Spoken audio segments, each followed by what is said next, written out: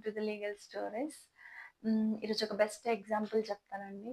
ఏంటంటే చాలామంది ఒక జడ్జ్‌మెంట్ హైలైట్ అయినంబడి ఇమ్మీడియేట్‌గా ఏం చేస్తుంటారు అంటే, ఓహ్! ఈ జడ్జ్‌మెంట్ వచ్చింది. మనకు మన దగ్గర కూడా ఇలాంటి టైప్ ఆఫ్ సిట్యుయేషన్ ఉంది కాబట్టి మనం కూడా కేస్ ఫైల్ చేసుకోవచ్చు. సో దట్ మనకు కూడా ఫేవర్‌గా వస్తుంది అనుకుంటారు. But it's very wrong thing.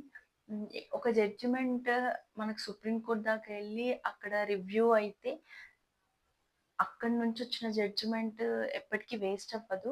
But ఏంటంటే based on circumstances and also సిట్యుయేషన్‌ని బట్టి మనకు జడ్జిమెంట్ చెప్తుంటారు. అదే మీ కేస్‌లో కూడా అలాంటిదే ఏదన్నా జరిగి, ఆ ఫ్యాక్ట్స్ కూడా మీకు అనుకూలంగా ఉంటే డెఫినెట్‌గా ఆ జడ్జిమెంట్ చూపిచ్చి మనం లోవర్ కోర్ట్‌లో మనం గూడా కేస్ ఫైల్ చేసుకోవచ్చు. బట్ అదే కొన్ని సార్లు ఏం జరుగుతుంది అంటే, ఆ జడ్జిమెంట్‌కి కూడా రివర్సల్ జడ్జిమెంట్స్ వచ్చే ఛాన్సెస్ కూడా ఉంటాయి.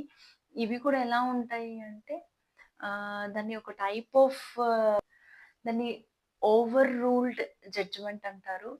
అంటే కానీ సుప్రీం కోర్ట్ అదిచ్చిన జడ్జిమెంట్‌నే దాన్నే కొట్టేసేంత రైట్ కూడా ఉంటుంది. ఇంకేదన్నా దానికి అగైనెస్ట్‌గా కేసెస్ ఏవైనా వచ్చినా గూడా డెఫినెట్‌గా.